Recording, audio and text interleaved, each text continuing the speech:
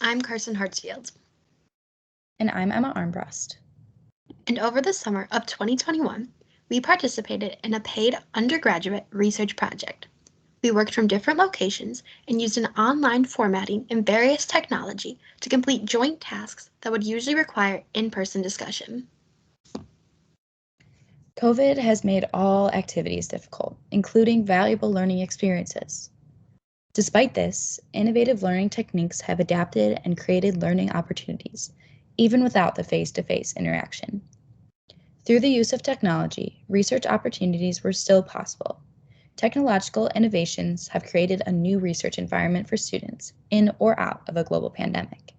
They allow for students to complete research and communicate effectively, even from different locations.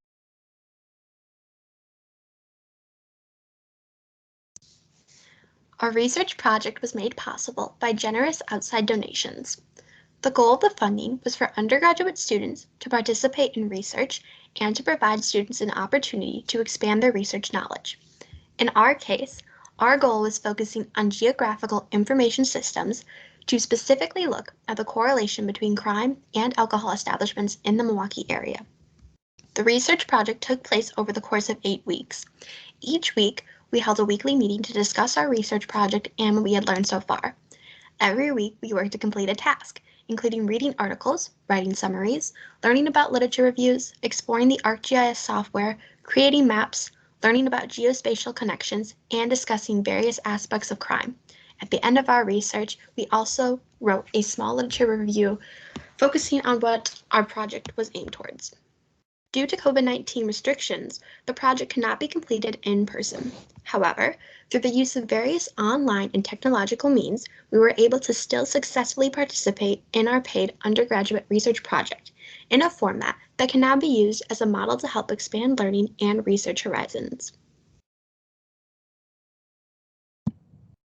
As stated, there were a lot of different technological software that we used during our project.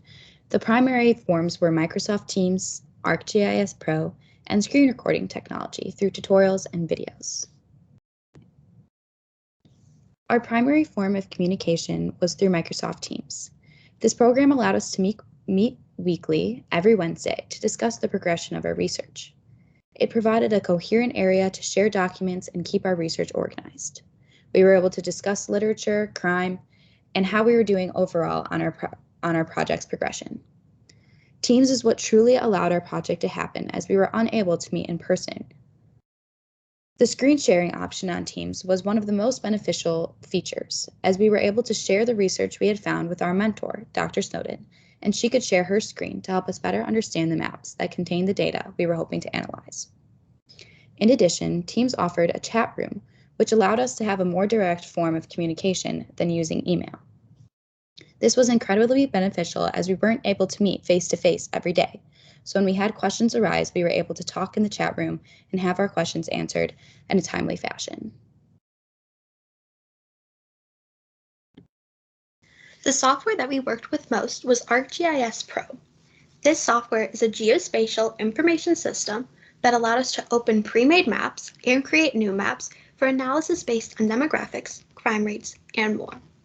To allow us to run such a sophisticated software on our own computers, we connected to Marquette's remote computer access through a VPN. Through this VPN, we were able to access and run ArcGIS without the software ever being directly downloaded onto our own computers. This allowed the program to run smoothly, as well as allowing an easy way to get into the software without the difficulty of setting it up on our own computers.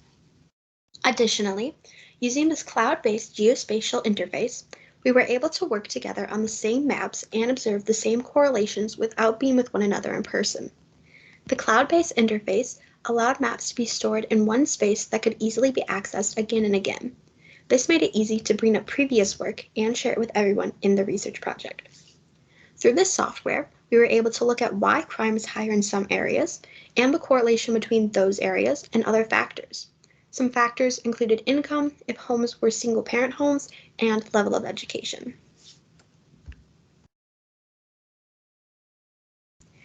When learning how to use this software, we used maps of various locations, including national and local maps. This map is an example map that shows the maximum advertised download speeds in Utah County. The map and its information was completely created through ArcGIS Pro. Without access to this type of technology, this type of research would be much more difficult to conduct. It is clear that software like this propels advancements in research overall.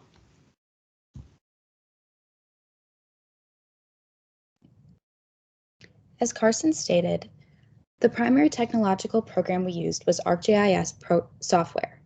With this software came a textbook that provided tutorials on the program and all the different functions. Both Carson and myself did not have prior knowledge on this type of software and the research process, and therefore we needed to learn how to use GIS in order to further our own research. Dr. Snowden provided video tutorials for us to use when learning how to use the GIS technology. This created a much easier way of learning, as the program can be intricate at first. Without access to these video tutorials and screen recordings combined with the textbook tutorials, it would have been much more difficult to have a coherent understanding of the software that is required for this type of research. Screen recording was a feature that provided an in-classroom-like feel during remote learning.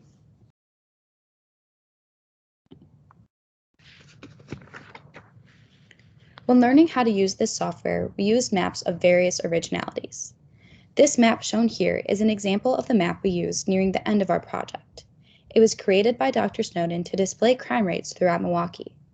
As seen in the example, the settings in the software allowed us to delve deeper into the underlying factors that influence different spatial trends. This map here shows crime in Milwaukee related to property crime density. The graduated color symbology within the software allows us to see areas which are more dense. In this case, property crime density was pretty centralized within the city and very high along the coast, as displayed by the darker red. As we advanced in our skills, we were able to see how demographics in those areas influenced both property and violent crimes, such as single-parent households, familial income, race, ethnicity, and much more. This type of research would be much more difficult without access to this type of technology, and it is clear that its advancements propel advancements in research overall.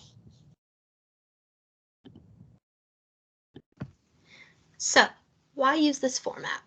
Of course, this learning environment can't replace in-person interactions completely, but it can be used to create a new learning environment that has its own benefits. As stated before, our project was fully online, but this setup allowed for easy communication despite this obstacle. We easily created a network for questions and discussions outside of when in-person meetings would usually be required. This setup also ensured distance was not an issue, and for future projects, this format would ensure location is not a limitation. Multiple people from any location can easily connect and work together. Especially for undergraduate learning, this setup is useful. The online examples, discussions, and systems allow for students to learn and practice research skills on their own, while still having access to help when needed. Professors don't have to be right there at all times teaching, but the same amount can be taught as if they were through this format. All these benefits can be applied to student learning, undergraduate research, and research in general by simply exploring this carefully designed learning environment.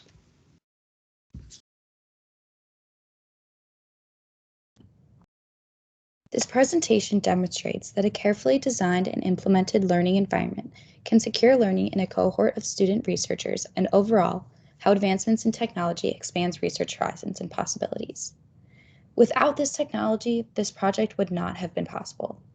The access to technology that COVID-19 required has opened doors to more vast opportunities in the researching realm, especially as the course of education has probably been forever changed due to the lasting implications of the coronavirus pandemic. Advancements like these allow an endless possibility of research collaboration and new learning environments that can benefit everyone involved. Speaking from personal experience as students who were lucky enough to participate in this research, these technological advancements truly expand the research horizons for ourselves and for future undergraduate projects. We would like to thank you on behalf of myself, Carson Hartsfield, Dr. Snowden, and Marquette University for listening to our presentation. Thank you.